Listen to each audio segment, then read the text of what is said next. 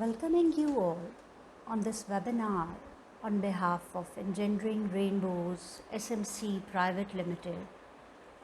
I'm here to present a brief perspective on combating child labor as an obligation for humanity. Engendering Rainbows is led by the drive to foster survival, well-being and development, with the underlying motto of inspiring visions and capacities that harness a better world for us all. Objective of the webinar is combating child labor by enhancing sensitivities and capacities of potential human resource and joining hands with global community in its celebration of World Day Against Child Labor, celebrated each year on June 12 since ILO launched it in 2002. World Day Against Child Labor is an opportunity to invest in the momentum of global spotlight on the plight of child labor. While joining hands with the global community in its celebration of World Day Against Child Labor on June 12, we are reiterating our commitment to childhood as a privileged status. We are relating to human rights and child rights.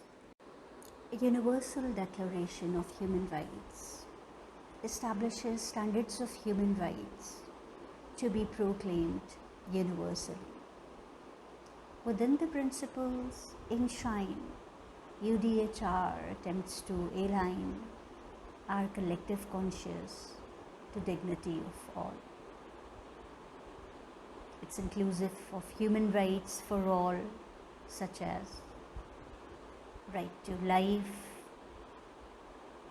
liberty and security of person, health and well-being for all, right to education, protection from cruel treatment and servitude, right to social security, justice at work, and an adequate standard of living for all. These are all among the ethics for humanity as set forth in UDHR. It's taking into account human vulnerabilities and brings along underlying principles of non-discrimination, social inclusion of the marginalized, and social justice. UDHR designates childhood as a privileged status entitled to special care and assistance. Universal Declaration of Human Rights is pledging humanity to a social order in which human rights are realized. Convention on the Rights of Child defines children as below age 18 unless otherwise outlined by an applicable law. It visualizes an atmosphere of love, joy and happiness, constituting of child rights for all, irrespective of any discrimination, their survival, development and well-being. Protection of children from all forms of physical or mental violence, injury or abuse, neglect or negligent treatment, maltreatment or exploitation. The right to education, rest and leisure. The right of every child to a standard of living adequate for the child's physical, mental, spiritual, moral and social development, and for all actions to ensure best interests of the child. We are emphasizing childhood as a privileged status, and we are referring to human rights and child rights as we move forth with differentiating child work from child labor. How do we differentiate child work from child labor. Child work might be a part of a learning environment. Child might be learning practical skills and responsibility, where child education is not being affected. Aforementioned work is age appropriate, and child health, well-being and development is not being compromised. And it's demarcated as child labor when it deprives children of their childhood. And the child rights that child labor is likely to violate include child dignity and fulfillment of their potential, the right to schooling and education, and the right to physical, mental, moral and social well-being. Moreover, now we are going to view global statistics on the scale of problem from recent sources as of 2020 and 2021. Data is mainly being derived from UNICEF ILO publications and children age ranges 5 to 17 years. Globally, child labor accounts for 1 in 10 children, while in the least developed and poorest countries, it accounts for 1 in 4 and 1 in 5 children respectively. And it must draw attention of humanitarian, human rights and development actors. Across 2000 to 2016, there is a diminishing number from 245.5 million to 151.6 million of child labor across the world. There is a drop in percentage from 16% to 9.6% within this period, and it is a result of collective efforts of the global community. However, within the time span of 2016 to 2020, there seems to be a stalemate. Statistically, it increases to 160 million, while percentage prevalence remains stagnant at 9.6%. In particular, the number of children in hazardous work rise from 72.5 to 79 million. The rise is attributed to conflicts, crisis, COVID-19 and resulting economic depression. Hazardous work is a specific segment of child labor that, due to its nature or circumstances, is likely to harm health, safety or morals of children. We development professionals regard ourselves as global citizens, and the dynamics of human welfare, development and justice across regions are a matter of concern for us. In its regional prevalence across the globe, the percentage of child labor amongst children is being compared here. Lowest is in North America and Europe with 2.3%. Its extent in other regions as Eastern and Southeastern Asia, Central and Southern Asia, North Africa and Western Asia, Latin America and Caribbean is within the range of 5 to 8%, while Sub-Saharan Africa, with the percentage of 23.9% of child labor within children of 5 to 17 years of age, experienced the highest magnitude of the menace numerically. Social justice as promised in human rights conventions seem to be a far-off dream. Within broader sectoral demarcation, agriculture sector accounts for 70%, services 19.7%, and industry 10.3% of all child labor. Percentage distribution of child labor by status at work engages 72.1% as contributing family workers, 17.3% as employees, 10.7% as own account workers. Child labor, when compared among girls and boys of age groups 5 to 11, 12 to 14, and 15 to 17 years, it's observed to be more prevalent among boys than girls at every age group. Numerically, it accounts for 63 million and 97 million among girls and boys respectively, and 7.8 and 11.2% of former and later within age groups of 5 to 17 years.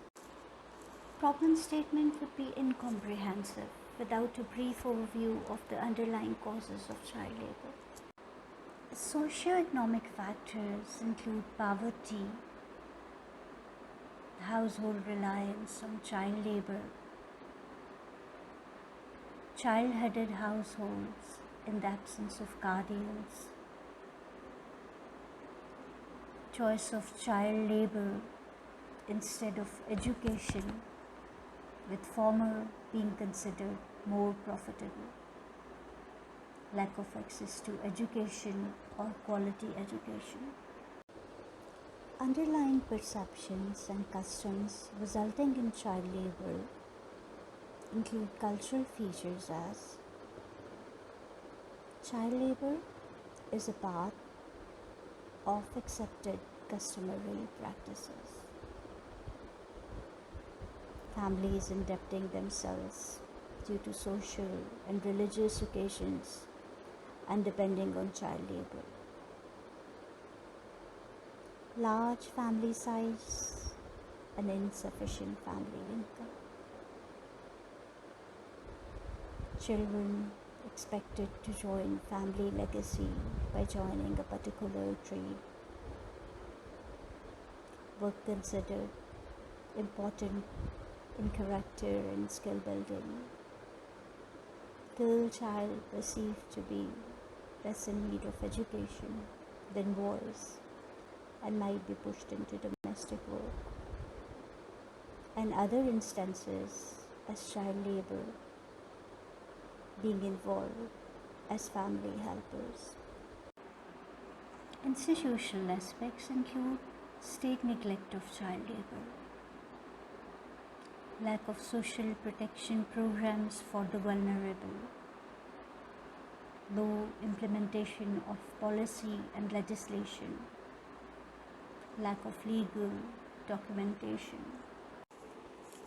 Individual vulnerability includes physical features as small hands considered suitable for certain type of work,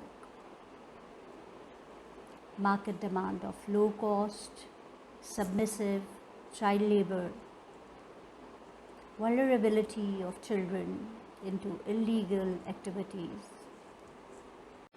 Geopolitical developments as armed conflict have also led children to take up arms or provide other forms of military support.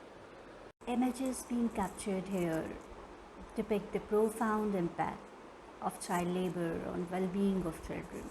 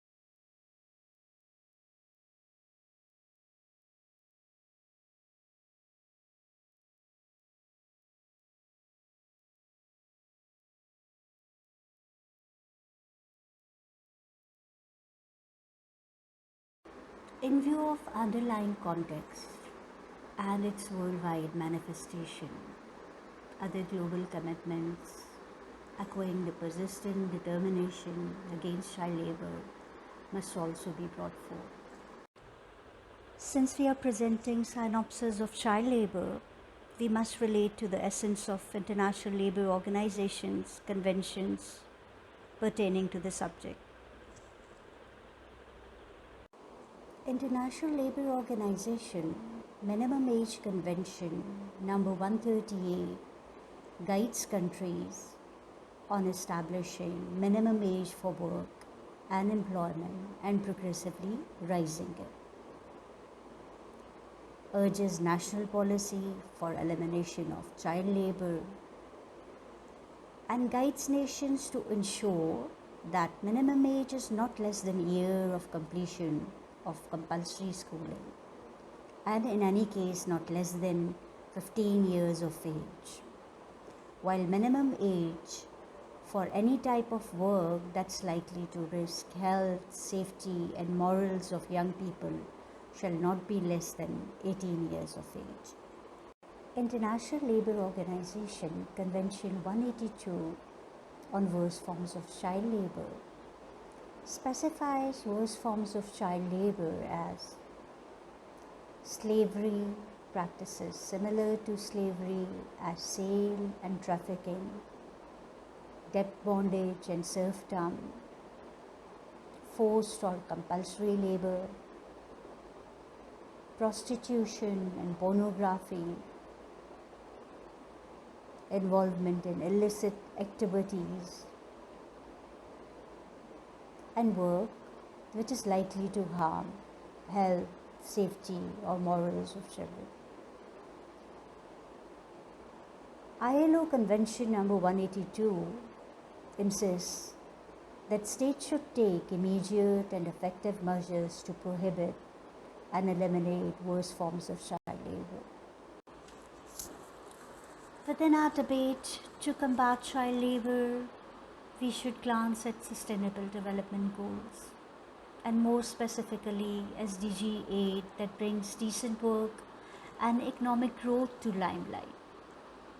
Within the ambit of Goal 8.7, global community undertakes to eradicate worst forms of child labor and elimination of all forms of child labor by 2025.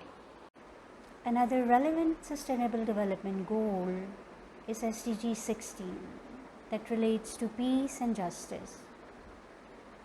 SDG target 16.2 commits to ending abuse, exploitation, trafficking, and all forms of violence and torture against children. Before we conclude, it is paramount to mention another significant milestone of international community's solidarity. And here we are referring to Alliance 8.7, launched in 2016. It brings together governments, multilateral organizations, workers' organizations, employers' organizations, NGOs, academic institutions, think tanks to stimulate action on Target 8.7. The Alliance influences undertaking research and sharing knowledge, driving innovation and leveraging resources. Would like to thank the audience of the webinar for their participation. Would conclude with the remarks: ethics and goals established by human family with learnings of decades tend to forge holistic response to its concerns regarding inequality, social exclusion, disenfranchisement, and injustice.